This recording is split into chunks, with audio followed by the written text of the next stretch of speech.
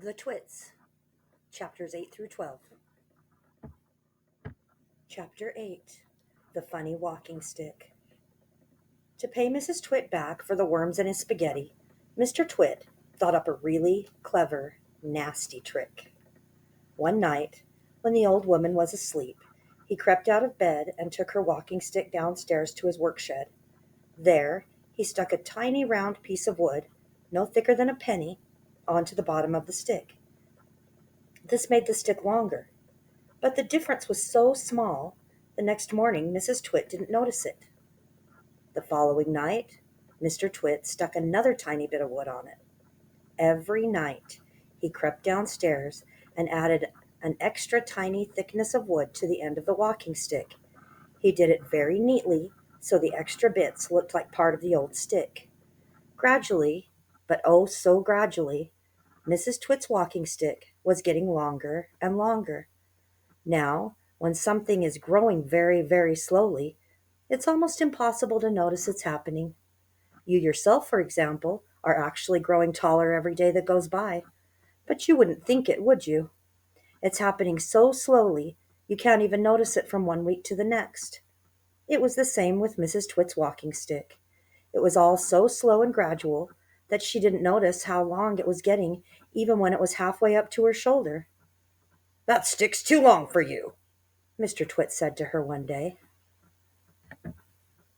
"Why, so it is," Mrs. Twit said, looking at the stick.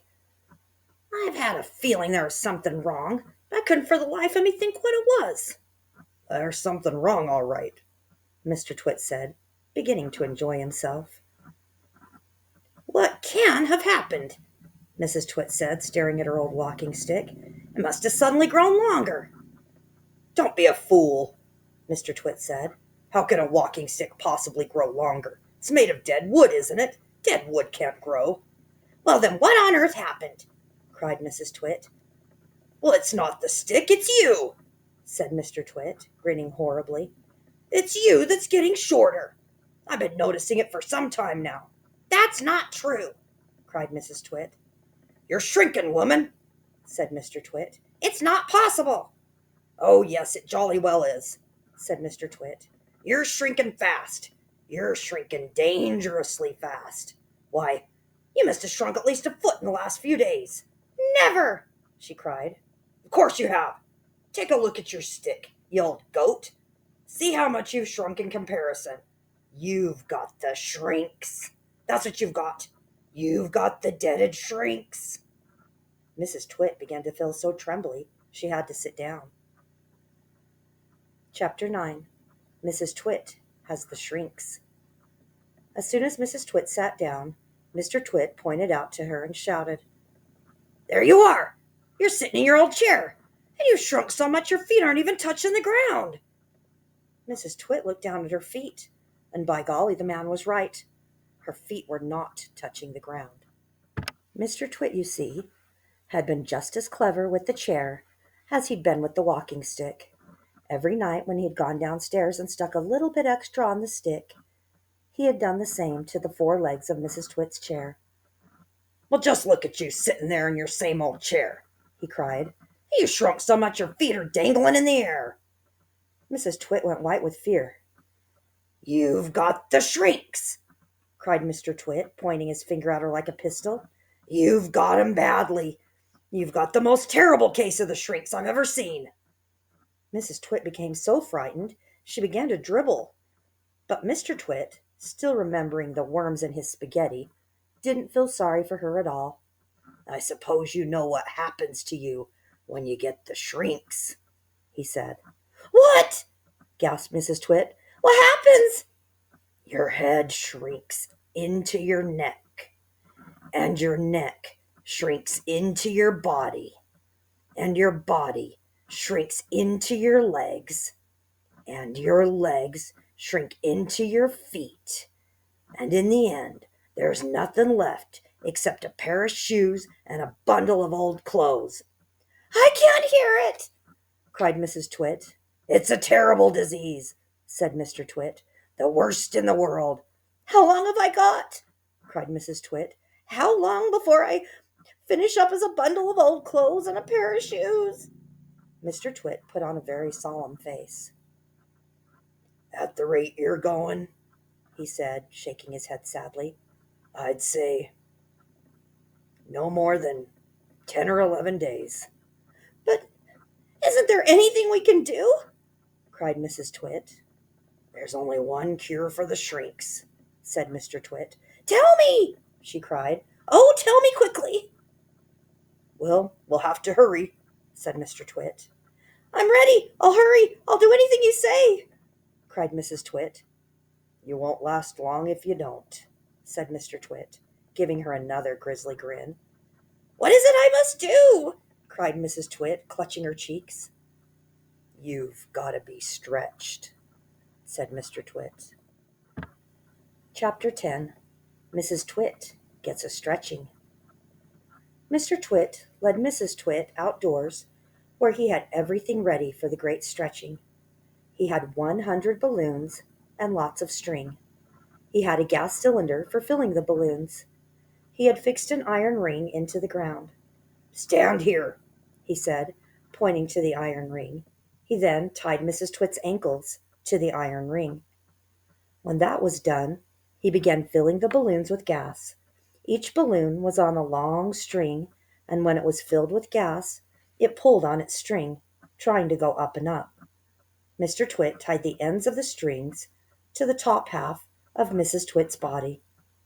Some he tied around her neck, some under her arms, some to her wrists, and some even to her hair. Soon there were 50 colored balloons floating in the air above Mrs. Twit's head. Can you feel 'em stretching you? Asked Mr. Twit. I can, cried Mrs. Twit. They're stretching me like mad. He put on another 10 balloons. The upward pull became very strong. Mrs. Twit was quite helpless now. With her feet tied to the ground and her arms pulled upward by the balloons, she was unable to move. She was a prisoner, and Mr. Twit had intended to go away and leave her like that for a couple of days and nights to teach her a lesson. In fact, he was just about to leave when Mrs. Twit opened her big mouth and said something silly. Are you sure my feet are tied properly to the ground? She gasped. If those strings around my ankles break, it'll be goodbye for me. And that's what gave Mr. Twit his second nasty idea. Chapter 11. Mrs. Twit Goes Ballooning Up. There's enough pull here to take me to the moon, Mrs. Twit cried out. To take you to the moon, exclaimed Mr. Twit. What a ghastly thought. We wouldn't want anything like that to happen, oh dear. No, dear me, no. We most certainly wouldn't, cried Mrs. Twit. Put some more string around my ankles. Quickly! I want to feel absolutely safe. Very well, my angel, said Mr. Twit, with a ghoulish grin on his lips. He knelt down at her feet. He took a knife from his pocket, and with one quick slash, he cut through the strings holding Mrs. Twit's ankles to the iron ring. She went up like a rocket. Help! She screamed. Save me! But there was no saving her now. In a few seconds she was high up in the blue, blue sky and climbing fast. Mr. Twit stood below, looking up. What a pretty sight, he said to himself. How lovely all those balloons look in the sky, and what a marvelous bit of luck for me. At last the old hag is lost and gone forever. Chapter 12. Mrs. Twit Goes Ballooning Down. Mrs. Twit may have been ugly, and she may have been beastly, but she was not stupid. High up there in the sky she had a bright idea. If I can get rid of some of these balloons, she said to herself, I will stop going up, and I'll start to come down. She began biting through the strings that held the balloons to her wrists and arms and neck and hair. Each time she bit through a string and let the balloon float away, the upward pull got less and her rate of climb slowed down. When she had bitten through 20 strings, She stopped going up altogether. She stayed still in the air. She bit through one more string. Very, very slowly, she began to float downward. It was a calm day. There was no wind at all, and because of this Mrs. Twit had gone absolutely straight up, and now she began to come absolutely straight down. As she floated gently down, Mrs. Twit's petticoat billowed out like a parachute, showing her long knickers. It was a grand sight on a glorious day, and thousands of birds came flying in for miles around to stare at this extraordinary old woman in the sky. Chapter 13. Mr. Twit Gets a Horrid Shock. Mr. Twit, who thought he had seen his ugly wife for the last time, was sitting in the garden celebrating with a mug of beer. Silently, Mrs. Twit came floating down. When she was about the height of the house above Mr. Twit, she suddenly called out at the top of her voice, "Here I come, you grizzly old grunion! You rotten old turnip! You filthy old frumpet!" Mr. Twit jumped as though he'd been stung by a giant wasp. He dropped his beer. He looked up. He gaped. He gasped. He gurgled. A few choking sounds came out of his mouth. "Ugh!" he said. "Ugh! Ugh! I'll get you for this!" shouted Mrs. Twit. She was floating down right on top of him.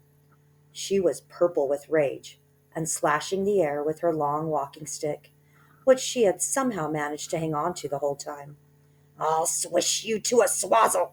she shouted. "I'll swash you to a swizzle! I'll gnash you to a nozzle! I'll nosh you to a nazzle!" And before Mr. Twit had time to run away, this bundle of balloons and petticoats and fiery fury landed right on top of him, lashing out with the stick and cracking him all over his body.